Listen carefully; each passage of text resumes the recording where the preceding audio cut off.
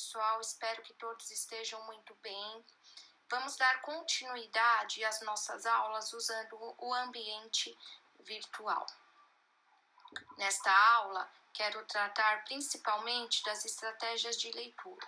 O texto base é de Rosaura Soligo, o mesmo que nós já utilizamos na segunda aula presencial. Vou fazer uma recordação da segunda aula para chegarmos no assunto principal da nossa aula de hoje. Então, a priori, a autora vem tratando que a compreensão da leitura depende da relação entre os olhos e o cérebro, ou seja, quando nós vamos ler, não apenas os nossos olhos vão trabalhar, mas os olhos vão trabalhar juntamente com o cérebro. E aí, esse é um processo que há muito tempo os estudiosos procuram entender. Esse não é um processo simples, e sim um processo complexo.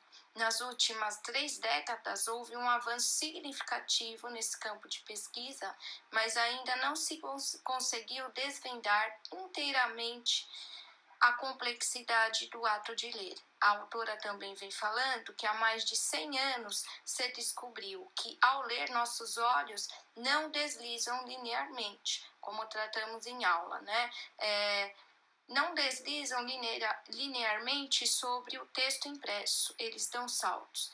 A velocidade é cerca de 200 graus por segundo, 3 ou 4 vezes por segundo. É certo que durante esses saltos acontece um tipo de adivinhação, pois os olhos não estão de fato vendo tudo. O tempo de fixação dos olhos a cada vez é de cerca de 50 milésimos de segundo e a distância entre as fixações vai depender da dificuldade oferecida pelo material lido. Então aqui é mais uma curiosidade para vocês entenderem como que acontece esse processo de leitura. Não são apenas os nossos olhos que vão trabalhar, mas também o nosso cérebro, a nossa mente. O processo de leitura também vai depender de várias condições. Então, destaco que essas condições são a habilidade que o leitor tem, a habilidade de leitura, o estilo pessoal do leitor, ou seja, tem textos que nós temos mais afinidade, como por exemplo, tem gente que gosta mais de ler textos de romance, outros gostam mais de ler jornal, outros gostam de ler mais artigos. E o processo de leitura também, além das habilidades, vai depender do objetivo da leitura.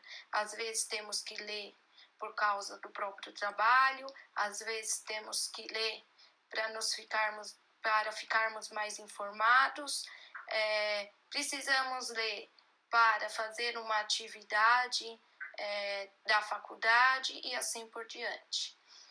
Um outro ponto que a autora destaca dessas várias condições do processo de leitura é o nível de conhecimento prévio do assunto. Às vezes nós temos mais conhecimentos prévios de um determinado assunto do que de outro, né? Dificilmente nós não temos algum conhecimento do que vai ser tratado.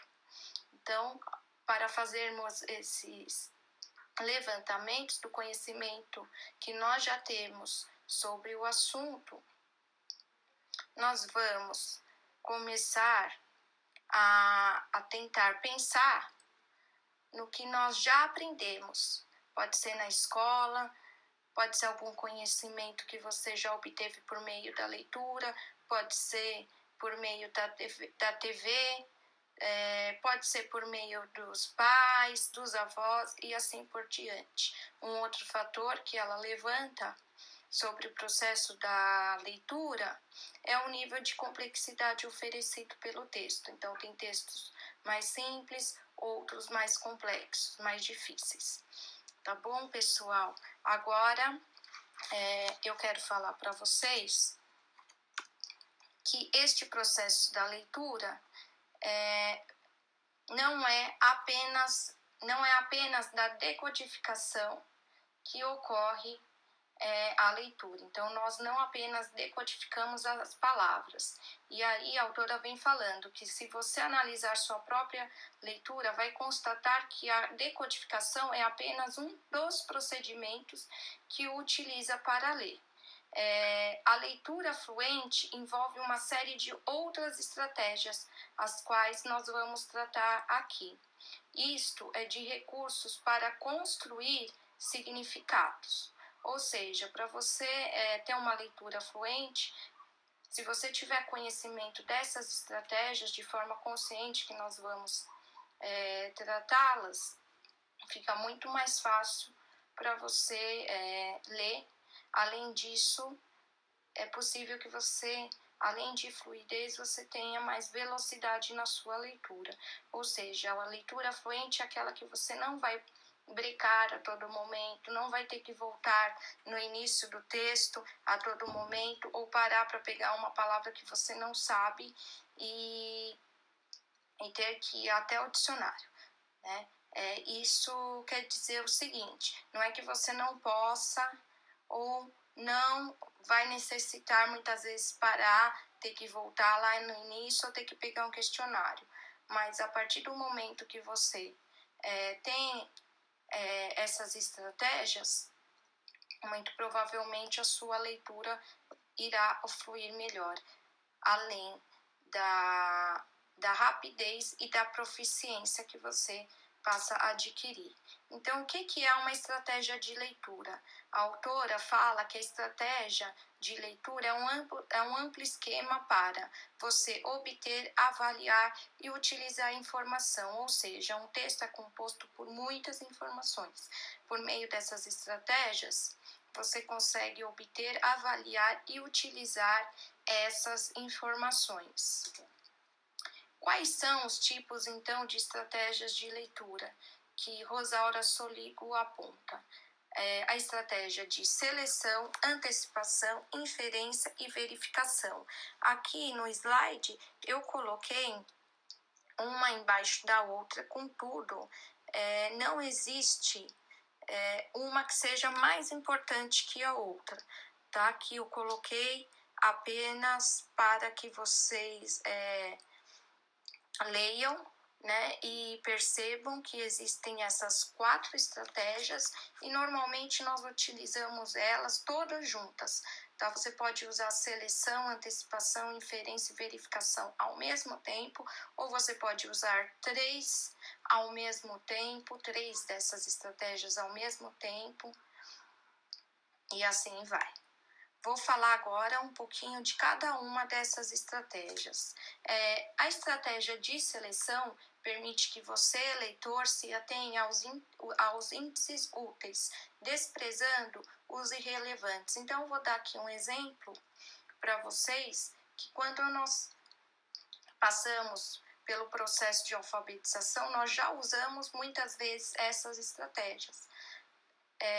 Ao analisar como as crianças aprendem a ler, é possível verificar que quando estão sendo alfabetizadas, numa lista, por exemplo, com o nome dos alunos, quando a gente pede para ela encontrar o nome dela, ela vai muitas vezes já buscar nas letrinhas em qual o seu nome começa. Então, por exemplo, meu nome é Cássia.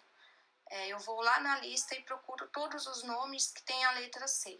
E depois, para encontrar o meu nome, eu sigo procurando qual será a próxima letra do meu nome. E assim por diante. Nós fazemos isso também, muitas vezes, quando vamos procurar numa referência bibliográfica o nome de um autor.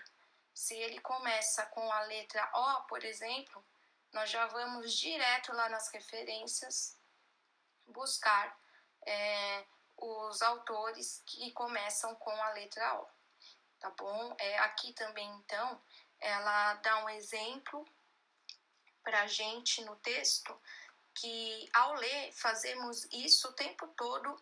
Nosso cérebro sabe, por exemplo, que não precisa se deter na letra que vem após o que, pois certamente será ou que nem sempre é o caso de se fixar nos artigos, pois o gênero está definido pelo substantivo. Então, por exemplo, nessa frase que eu coloco aqui, permitem que o leitor, se eu for fazer uma leitura silenciosa, eu nem preciso me ater na letra O, porque eu já sei que a palavra que vem depois da letra O está no masculino.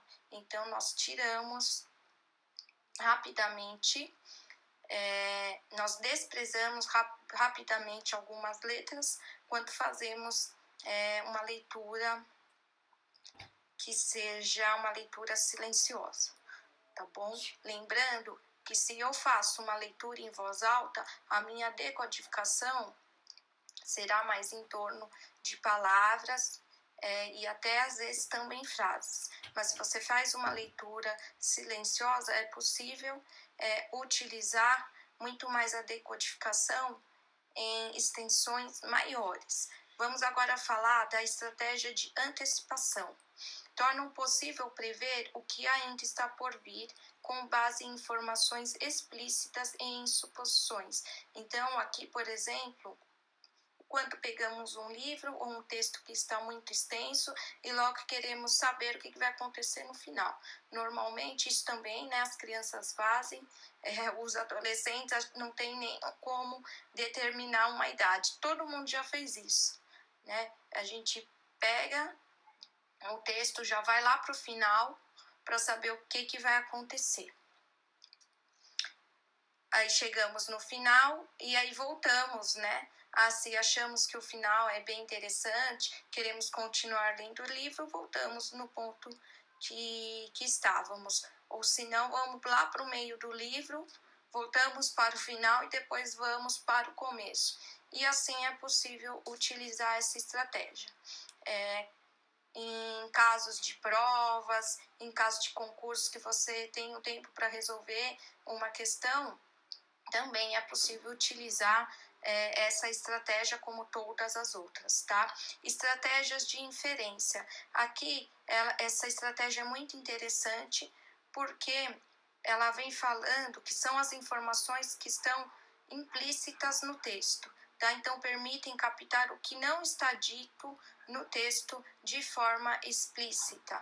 E um outro ponto, que aí é onde nós utilizamos mais os nossos conhecimentos prévios, porque ela coloca que as estratégias de inferência é aquilo que lemos, mas não está escrito, são adivinhações baseadas tanto em pistas, né? Então, tanto em pistas dadas pelo próprio texto, como em conhecimentos que o leitor possui. Quando a autora fala conhecimentos que o leitor possui, são os nossos conhecimentos prévios, tá bom, pessoal? E a última estratégia, muito importante, e devemos utilizá-la sempre, é a estratégia de verificação. Essa estratégia, ela vai permitir confirmar ou não as especulações realizadas. Então, tornam possível o controle da eficácia ou não das demais estratégias. Contudo, essa estratégia de verificação, ela deve ser utilizada para ver se você está no caminho certo ou não, também de todas as outras. E para finalizar hoje, a partir do entendimento dessas estratégias de leitura, tente utilizá-las durante as próximas leituras, tanto na graduação, tanto no curso de vocês, nas disciplinas, mas também em outros momentos da leitura.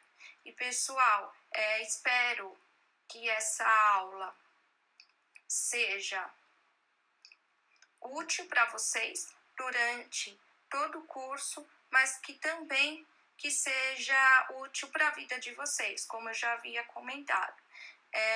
Aproveitem este momento para estudar, aproveitem este momento também para ler, tá? Usem outros tipos de textos, tentem variar assim que possível, tentem fazer leitura de jornal, para quem não faz, né?